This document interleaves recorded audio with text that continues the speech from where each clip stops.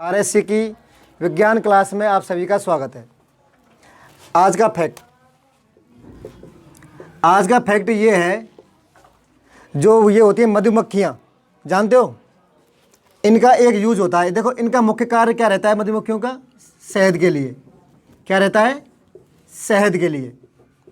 पर इसके अलावा इनका एक कार्य और रहता है। मधुमक्खियों का दूसरा कार्य, यदि कहीं पे बम वगैरह रखे हुए हैं तो उनका आसानी से पता लगा सकती है मधुमक्खियाँ इनको ट्रेंड करके। यह है आज का फैक्ट हमारा। इसके बाद चलते हैं पाचन तंत्र। देखो कल हमने पढ़ लिया था पाचन तंत्र में यकृत तक, फिर भी मैं आपको थोड़ा बहुत इसमें रिपीट कर देता हूं। जैसे सबसे पहले आता है आमाशय। देखो आमाशय की कुछ इंपॉर्टेंट बातें बता देता हूं आपको।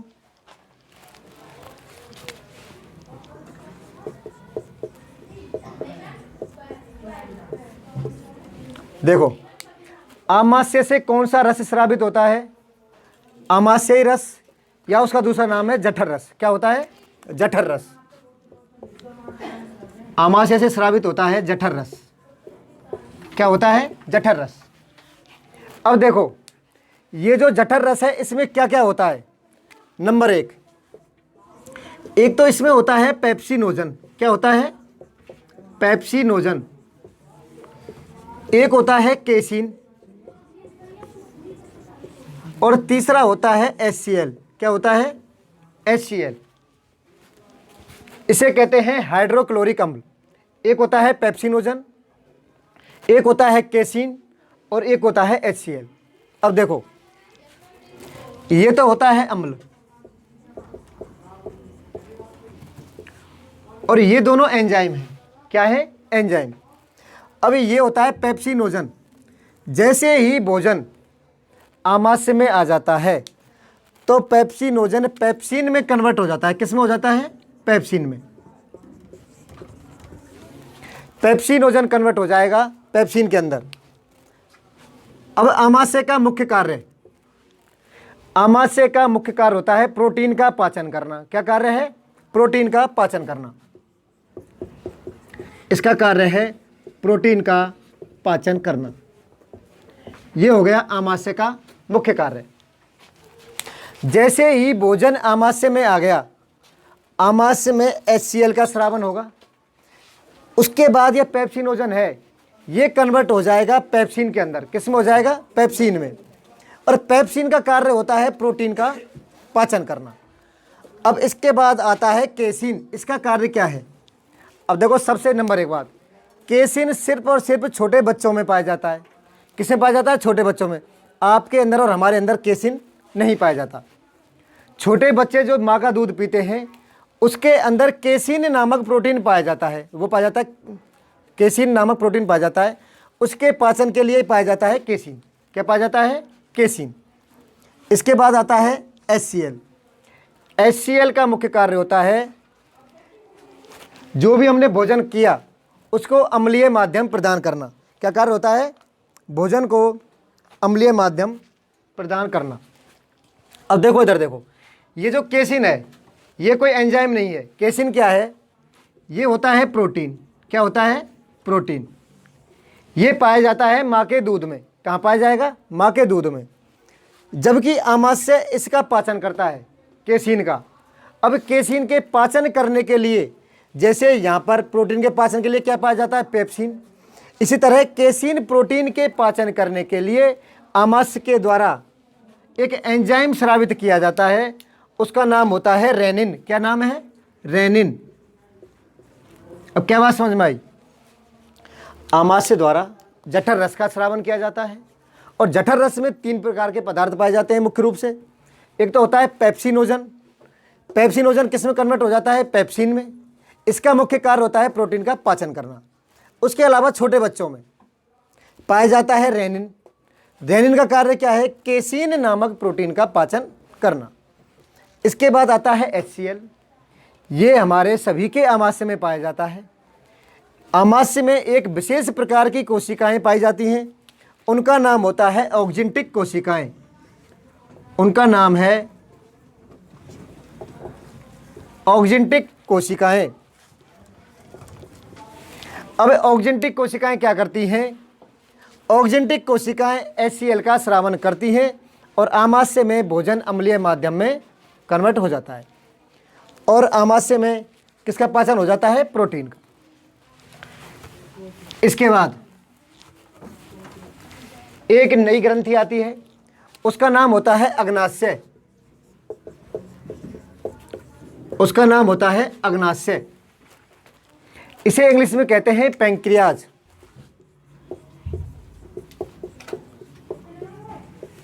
अब बात आती है अग्नाशय का कार्य क्या है? अग्नाशय के द्वारा जो रस स्रावित किया जाता है वो होता है अग्नाशयी रस। अग्नाशय द्वारा स्रावित होने वाला रस है अग्नाशयी रस। अब अग्नाशय रस में कौन कौन से एंजाइम पाए जाते हैं? अब देखो, इसे याद करने की एक छोटी सी ट्रिक है। इसे हम कह सकते हैं अग्नाशय लात मारता है। क्या कह सकते हैं? अग्नाशय लात मारता है। देखो स्पेलिंग क्या लिखेंगे? LAT। एल का मतलब है लाइपेज और ए का मतलब है एमाइलेज और टी का मतलब है ट्रिप्सिन। क्या होता है? ट्रिप्सिन। अग्नाशय रस, इसे हम कहते हैं पूर्ण पाचक रस। क्या कहते हैं? पूर्ण पाचक रस। क्यों कहा जाता है? क्योंकि अग्नाशय एक ऐसी ग्रंथि होती है जिसके अंदर कार्बोहाइड्रेट, वसा व प्रोटीन तीनों का पाचन होता है। देखो, लाइपेज तो करता है लिपिड का, यानी लिपिड किसे कहते हैं? वसा को, वसा का पाचन। एमाइलेज करता है कार्बोहाइड्रेट का पाचन, जबकि ट्रिप्सिन करता है प्रोटीन का पाचन। इससे पहले मैंने आपको बताया था आमाशय। आमाशय में सिर्फ और सिर्फ प्रोटीन का पाचन होता है, जबकि अग्नाशय रस एक ऐसा रस है जिसमें तीनों चीज़ों का पाचन होता है, कार्बोहाइड्रेट, वसा व प्रोटीन। ये इसको याद करने की ट्रिक है। अग्नाशय लात मारता है बस। L for lipase, A for amylase, T for trypsin. Lipase क्या करता है? ये करता है वसा का पाचन। किसका? ये करता है वसा का पाचन। और एमाइलेज करता है कार्बोहाइड्रेट का पाचन। किसका करता है? ये करता है कार्बोहाइड्रेट का पाचन। और ट्रिप्सिन करता है प्रोटीन का पाचन। इस तरह आपको क्या समझ में आया? अग्नाशय रस को कहा जाता है पूर्ण पाचक रस और यह रस कार्बोहाइड्रेट, वसा व प्रोटीन तीनों मूलभूत चीज़ों का पाचन कर देता है। इसलिए अग्नाशय का बहुत बड़ा रोल है हमारे पाचन तंत्र में। अब ये अपना अग्नाशय रस ये किस में छोड़ता है? ये छोड़ता है छोटी आंत में। किस में छोड़ता है? छोटी आंत में। इसके बाद अगला भाग आता है यकृत।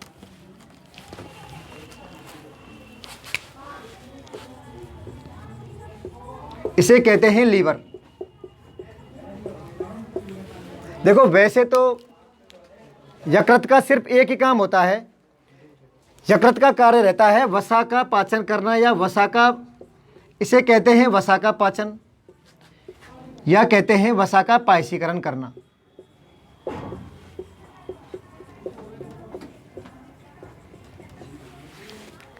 अब देखो, वसा का पायसीकरण ये क्या है? ये आपने बिल्कुल नई चीज़ सुनी होगी। इसका मतलब होता है वसा को छोटी छोटी गोलियों के रूप में तोड़ना। इसे हम कुछ ऐसे भी लिख सकते हैं, वसा को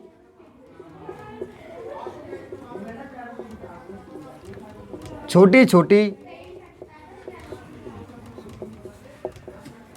गोलियों में तोड़ना। यकृत का मुख्य कार्य वसा का पाचन या वसा को छोटी छोटी गोलियों में तोड़ना। अब आपके दिमाग में क्वेश्चन आ सकता है कि यदि लीवर हमारे शरीर में नहीं हो तो क्या फर्क पड़ता है? क्योंकि देखो, अग्नाशय ने भी पाचन कर दिया वसा का, तो है ना। पर यदि लीवर नहीं है तो कुछ ही नहीं है। अब देखो, लीवर का मुख्य कार्य, आमाशय ने क्या स्रावित किया? HCl। HCl क्या था? अम्ल।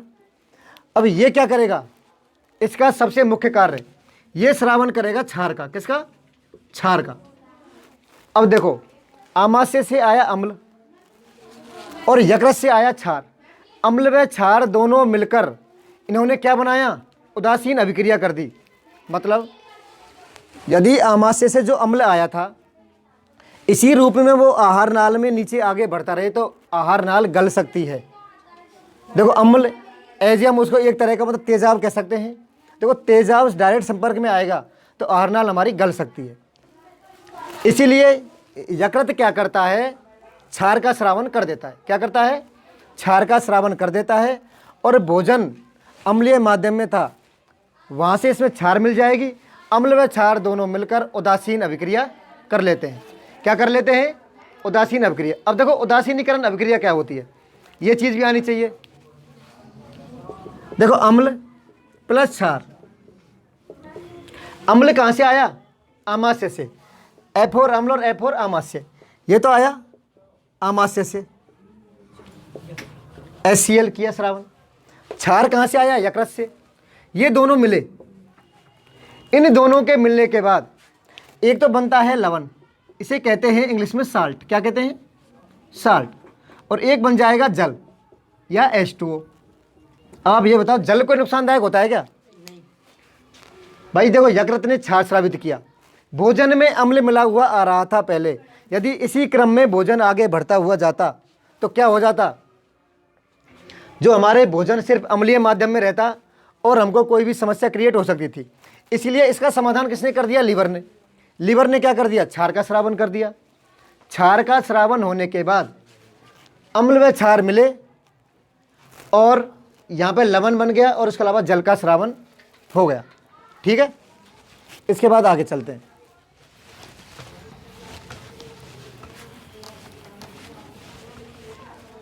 अब यकृत द्वारा जिस रस का स्रावन किया जाता है उसका नाम क्या है, पित्तरस। क्या कहते हैं, पित्तरस। उसे हम कहते हैं पित्तरस, या इसे कहते हैं इंग्लिश में बाइल जूस। अब सवाल ये आता है, देखो कई बार भ्रमित हो जाते हैं,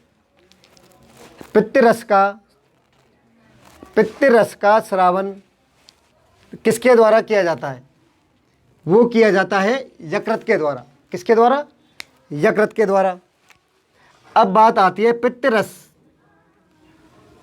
देखो जन्म किसने दिया, यकृत ने। इसके बाद अब ये स्टोर कहाँ होगा, स्टोर होता है ये पित्ताशय में। किसमें होता है, पित्ताशय में। यहां रहता है स्टोर यानी संग्रहित। अब देखो इससे देखो दो समस्याएं समाधान हो गई।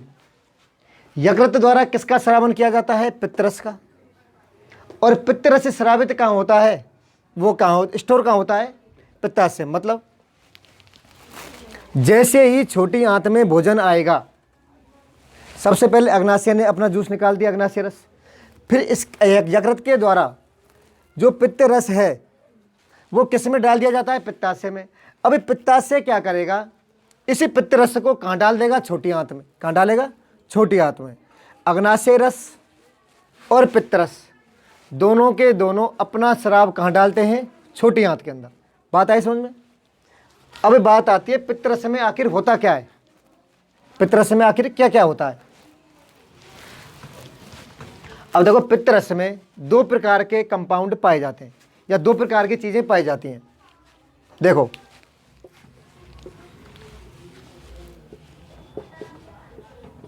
एक तो होता है पित्त लवण।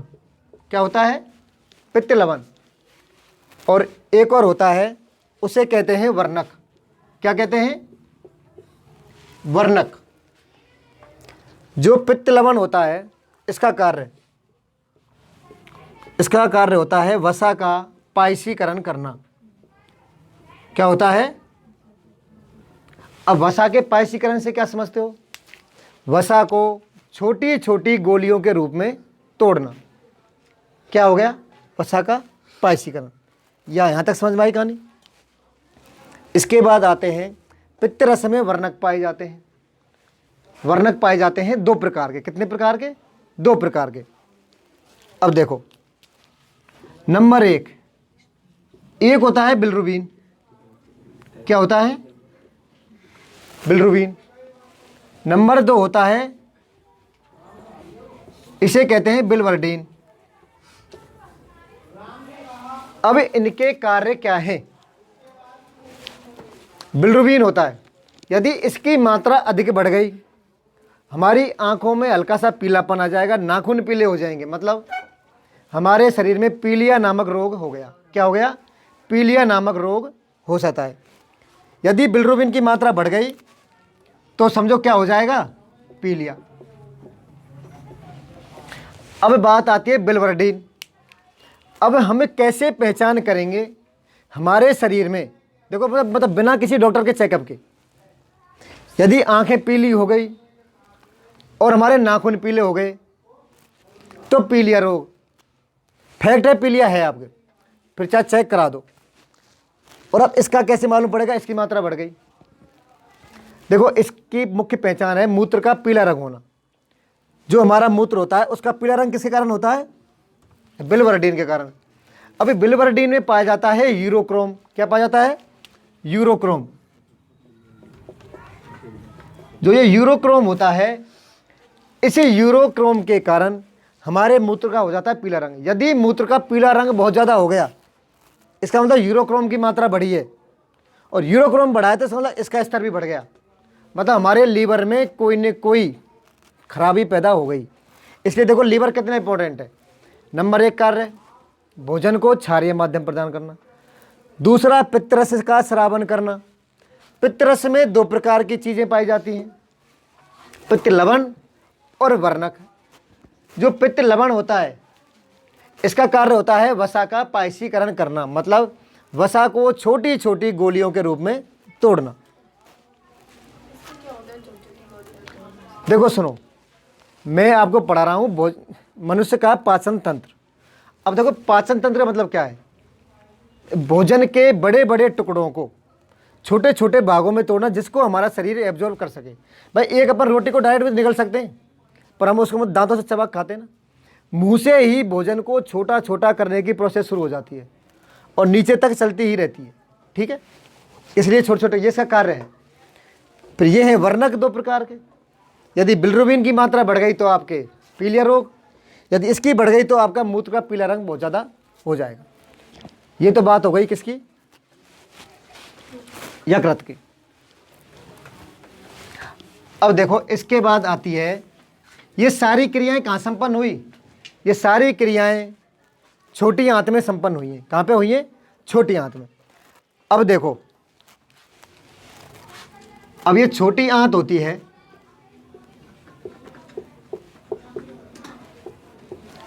इसके कितने भाग होते हैं? सबसे नंबर 1 क्वेश्चन, छोटी आंत के कितने भाग होते हैं? छोटी आंत के होते हैं 3 भाग। कितने भाग? 3 भाग। अब इसकी एक ट्रिक है, ट्रिक आप कुछ ऐसे बना सकते हो याद करने की। डीजे आया, ये ट्रिक है आपकी। देखो डीजे से तो डी, जे से जे, और आया से आई। अब ये इसके क्रम में तीनों भाग हैं। देखो डी से बनता है ड्यूडेनियम। क्या बनता है? ड्यूडोनियम। क्या बन गया? ड्यूडोनियम। जे से बन गया जेजूनम। क्या बन गया? जेजूनम। और आई से बन गया इलियम। क्या बन गया? इलियम। मतलब ये होता है जो छोटी आंत जहां शुरू होती है, छोटी आंत का पहला भाग जिसका नाम ड्यूडोनियम, या इसे हिंदी में कहते हैं ग्रहणी। क्या कहते हैं? ग्रहणी। ये नाम तो सुना होगा आपने। फिर आता है जेजुनम, इसका नाम होता है क्षुधांत्र। क्षुधांत्र। और इसका होता है अग्रक्षुधांत्र। क्या होता है? इसका होता है अग्रक्षुधांत्र।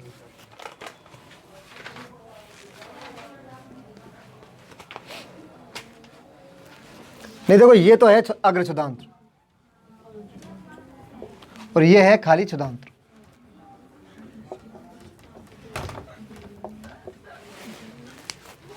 तीन भाग छोटी आंत के। ड्यूडोनियम, इसे कहते हैं ग्रहणी। दूसरा भाग जेजुनम, जिसे कहा जाता है अग्रक्षुधांत्र। तीसरा भाग है इलियम, इसे कहा जाता है क्षुधांत्र। 3 भाग हो गए किसके? छोटी आंत के। अब देखो, अब क्वेश्चन आता है भोजन का यदि आपका 1 नंबर का क्वेश्चन आया तो आ सकता है, भोजन का सर्वाधिक पाचन हमारे शरीर के कौन से भाग में होता है? तो कहाँ होता है? छोटी आंत में। अब क्वेश्चन आया, छोटी आंत के कौन से भाग में इस भोजन का सर्वाधिक पाचन होता है? वो होता है ग्रहणी या ड्यूडोनियम में। दो क्वेश्चन क्लियर हो गए। भोजन का सर्वाधिक पाचन कहाँ होता है? छोटी आंत में। और छोटी आंत में भी भोजन का पाचन सर्वाधिक कहाँ होगा? ड्यूडोनियम में या ग्रहणी में। ठीक, ये कहानी समझ में आई। छोटी आंत की लंबाई लगभग 7 मीटर होती है। कितनी होती है? लगभग 7 मीटर। अब देखो सुनो, छोटी आंत की लंबाई रहती है ज़्यादा और जो कि बड़ी आंत की रहती है कम। ऐसा क्यों? इनका नाम फिर छोटी आंत और बड़ी आंत क्यों रखा? देखो, छोटी आंत इसलिए रखा गया, छोटी आंत की रहती है चौड़ाई कम और बड़ी आंत की रहती है चौड़ाई बहुत ज़्यादा। इसलिए बड़ी आंत को तो कहा गया बड़ी आंत चौड़ाई करण, जिसकी चौड़ाई ज़्यादा उसे बड़ी आंत, जिसकी चौड़ाई कम जिसको छोटी आंत। देखो, ये हो गई छोटी आंत। अब देखो, छोटी आंत में क्या क्या पाया जाता है? 3 भाग पाए जाते हैं, ग्रहणी, अग्रछुदांत्र और छुदांत्र। अब देखो क्या होता है, छोटी आंत में किस किस का जूस आता है? एक तो आता है यकृत का, इसे कहते हैं पित्तरस। ठीक है, एक ओर से तो आता है यकृत का छोटी आंत में, और एक तरफ से आता है अग्नाशयी रस। क्या आता है? अग्नाशयी रस।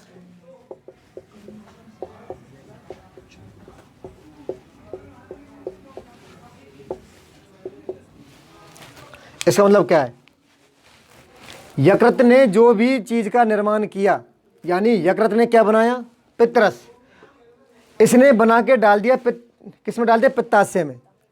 और पित्ताशय ने कहाँ डाल दिया? छोटी आंत में। रोल खत्म। अग्नाशय ने क्या उत्पन्न किया? अग्नाशयी रस। इसको भी कहाँ डाल दिया? छोटी आंत में। अब देखो, ये तो तीनों चीज़ों का पाचन कर देता है, कार्बोहाइड्रेट, वसा व प्रोटीन। ये तीनों चीज़ें कहाँ डाल दी? छोटी आंत में डाल दी। इसके बाद आइए पित्तरस पे। अब देखो, पित्तरस द्वारा किसका पाचन होता है? वसा का पाचन। इसने भी कहाँ डाल दिया? छोटी आंत में। इसका मतलब सर्वाधिक मात्रा में पाचन कहाँ हुआ? छोटी आंत में। अब छोटी आंत से पहले हमने पढ़ा था आमाशय। क्या पढ़ा था? आमाशय। आमाशय में किसका पाचन हुआ था? सिर्फ और सिर्फ प्रोटीन का पाचन हुआ था। इसलिए आमाशय को मैं पूर्ण पाचक रस नहीं कह सकते। उसके अंदर किस में पाए जाते हैं पूर्ण पाचक रस? छोटी आंत में। और छोटी आंत के भी कौन सी ग्रंथि में? अग्नाशय रस में। अब ये सारा के सारे जूस ये कहाँ डाले जाते हैं? ग्रहणी में। किसमें? ग्रहणी में। इसलिए मैं कह रहा हूं सर्वाधिक पाचन कहाँ होता है? ड्यूडोनियम या ग्रहणी में। अब देखो सुनो, ये तो होता है छोटी आंत का सबसे ऊपरी भाग, ये छोटी आंत का मध्य भाग, ये छोटी आंत का सबसे बाहरी भाग। अब देखो, इसमें क्या होता है? अधिकांशतः पदार्थों का पाचन तो यहीं हो जाता है। देखो, ड्यूडोनियम में जो यहां से भी बच गए, जिनका पाचन नहीं हो पाया, उनका पाचन होगा जेजुनम में। अब यदि जेजुनम से भी कुछ बच गया, जैसे हमारे पित्त लवण, क्या बच गया? जैसे पित्त लवण। अब देखो, पित्त लवण का अवशोषण ना तो ड्यूडोनियम कर पाती और ना कर पाता है जेजुनम। ये दोनों कहाँ एब्जॉर्ब हो जाएंगे? इलियम में। यहाँ पे देखो, तीनों का कोई ना कोई रोल है। ये तो आपका हो गया छोटी आंत। अब देखो, इसके बाद आता है बड़ी आंत। कौन सा भाग आता है? बड़ी आंत।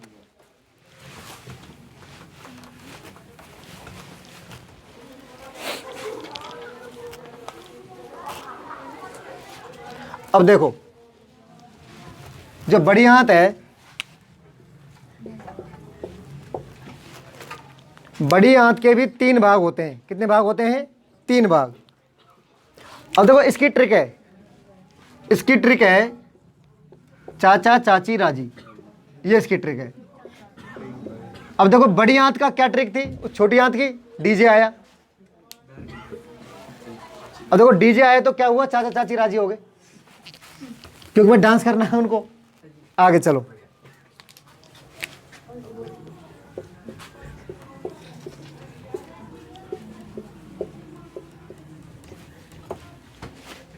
देखो इसका मतलब है सी, इसका मतलब है सी, और राजी से आर, सी सी आर, ये किसके भाग हैं? बड़ी आंत के।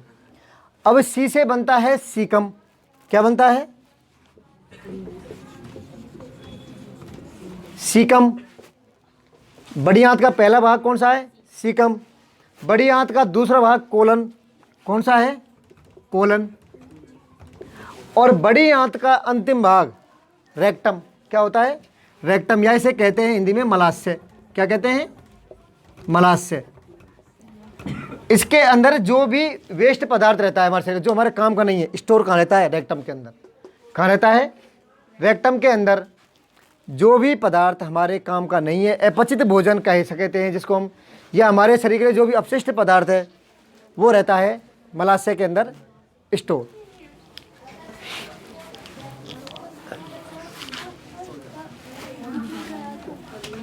देखो वैसे तो मैंने आपको बताया था भोजन का सर्वाधिक पाचन हो जाएगा छोटी आंत में, पर लेकिन इसका भी तो कुछ काम होगा बड़ी आंत जब हमारे शरीर में बनाई है तो। इसका मुख्य कार्य, इसके अंदर कुछ विशेष प्रकार के बैक्टीरिया पाए जाते हैं। क्या पाए जाते हैं? बैक्टीरिया। अब ये क्या करते हैं? कुछ पदार्थ बैक्टीरिया क्या करते हैं? जो भी अपशिष्ट पदार्थ हैं जो छोटी आंत से कहाँ गए? बड़ी आंत में, उन पदार्थों को पे एक क्रिया करता है, उसे कहते हैं किण्वन। नाम सुना है किण्वन? किण्वन में क्या करता है? ये बैक्टीरिया करते हैं किण्वन। किण्वन का मतलब जो भी अपचित भोजन आ गया बड़ी आंत में, उसमें हो सकता है कोई काम की चीज हो, उनमें किण्वन की अभिक्रिया कराकर उनमें से जो भी काम की चीजें हैं उनको फिर एब्जॉर्ब करा देगा ब्लड में। क्या करा देगी? बड़ी आंत। अब क्या होता है? कुछ खनिज लवण, जैसे कुछ खनिज लवण,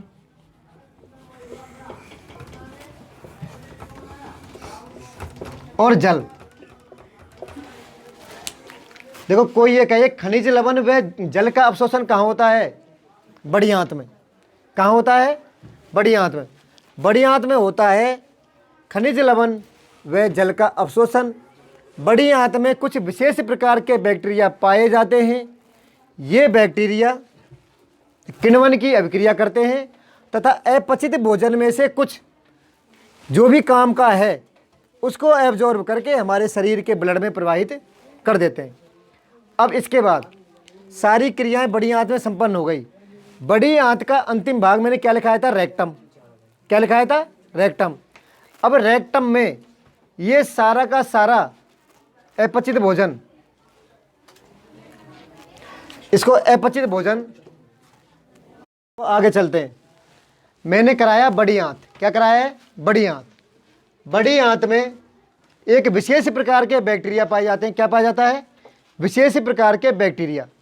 ये बैक्टीरिया भोजन में किण्वन की अभिक्रिया करते हैं तथा अपचित भोजन में से कुछ अच्छा भोजन जो भी काम का है, कुछ पोषक पदार्थ रहते हैं, उनको हमारे शरीर के ब्लड में छोड़ देते हैं।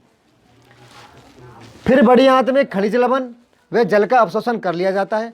अंत में जो भी अपशिष्ट बचा वो हमारे शरीर का कोई काम का नहीं है, उसे रेक्टम यानी मलाशय में एकत्रित कर दिया जाता है तथा उसको एनस यानी गुदा के द्वारा शरीर से बाहर निकाल दिया जाता है। इस तरह हमारे शरीर का पाचन तंत्र होता है कंप्लीट। अब इसमें एक छोटी सी चीज़ जो रह गई थी वो ये है, जैसे आप ये मानो ये आपकी छोटी आंत खत्म हुई और इसमें जहां सर पर भी आकर बड़ी आंत जुड़ी। देखो इसे तो मैं कह रहा हूं छोटी आंत। क्या कह रहा हूं? ये तो है छोटी आंत और ये है बड़ी आंत। कौन सी है? बड़ी आंत। छोटी आंत और दूसरी है बड़ी आंत।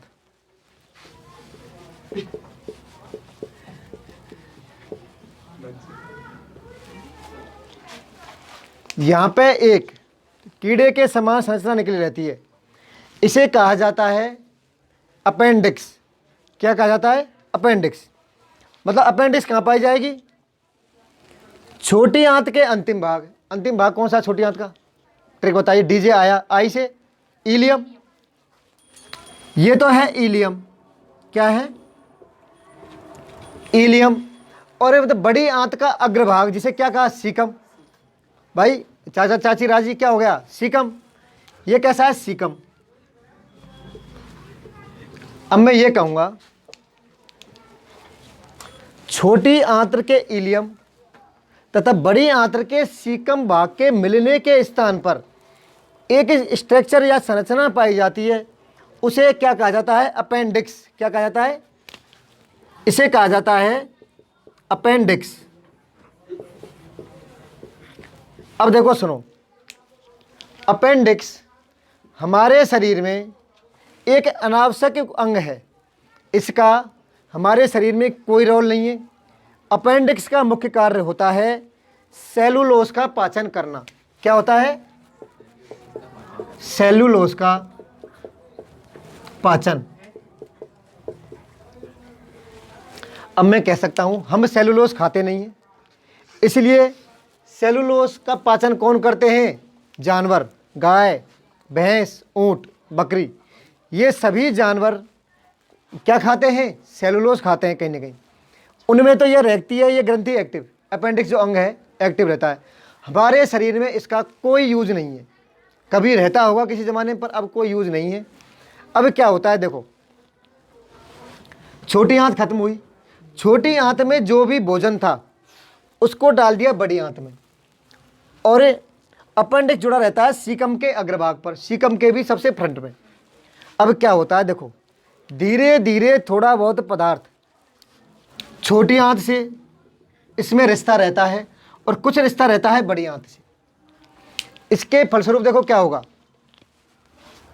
आगे से अपेंडिक्स नामक जो ये अंग है आगे से बिल्कुल बंद होता है इस तरह। इसके अंदर एंट्री तो कर गया पर निकलने को स्थान नहीं है। जब ये कहीं निकलेगा ही नहीं, सीधी सी बात, जब निकलेगा नहीं तो इसके अंदर क्या होगा, ये धीरे धीरे इसके अंदर ये भोजन क्या होगा, सड़ता रहेगा और एक तरह से जहर का रूप ले लेगा। अब अपेंडिक्स फटने से पहले संकेत देती है कि हमारे पेट में दर्द होने लग जाता है। जब दर्द होता है डॉक्टर की सलाह से अपेंडिक्स का ऑपरेशन करा के इसको निकलवा देना चाहिए। यदि इसमें हमने लापरवाही कर ली या 1-2-3 साल हमने दर्द को, हम क्या दर्द की दवाई लेते रहे, उस समय दर्द शांत हो जाएगा। फिर क्या होगा, अपेंडिक्स एक समय बाद, एक लिमिट रहती है देखो हर चीज़ की, एक समय के बाद अपेंडिक्स क्या होगी, फट जाएगी। अपेंडिक्स में क्या रहता है, जहर भरा होता है, एक तरह से जहर है। जो भोजन सड़ गया वो एक तरह से जहर है। जैसे ही हमारी आहार नाल के अंदर अपेंडिक्स फटेगी, उसके अंदर संक्रमण हो जाएगा, जिसे हम इन्फेक्शन कहते हैं। संक्रमण होने के बाद एक तरह से हमारे शरीर में जहर फैल जाएगा, फिर व्यक्ति मतलब खतरे के निशान के नीचे रहेगा। ये मतलब ये कह सकता उस व्यक्ति की मौत भी हो सकती है। अब क्या होता है विदेशों में, देखो हमारे देश में तो नहीं करते, विदेशों में अधिकांशतः देशों में बच्चे के जन्म के समय ही ऑपरेशन करके अपेंडिक्स को शरीर से बाहर फेंक दिया जाता है, क्योंकि इसका कोई यूज नहीं है। ये सिर्फ कभी देगी तो हमको सिर्फ दुख पहुंचाएगी, इसका सुख ही रहने का तो कोई मतलब ही नहीं है। यदि आपके दुख दर्द हुआ तो कौन बढ़ाएगी, अपेंडिक्स। इस तरह हमारा पाचन तंत्र हो जाता है कंप्लीट। अब पाचन तंत्र में सिर्फ एक लाइन ये है याद करने को, भोजन के बड़े बड़े अणुओं को, मतलब बड़े बड़े कह सकते हैं, या भोजन के बड़े बड़े जटिल अणुओं को छोटे छोटे सरल अणुओं में तोड़ने की क्रिया क्या कहलाती है, पाचन। इस तरह होता है पाचन तंत्र कंप्लीट। Thank you.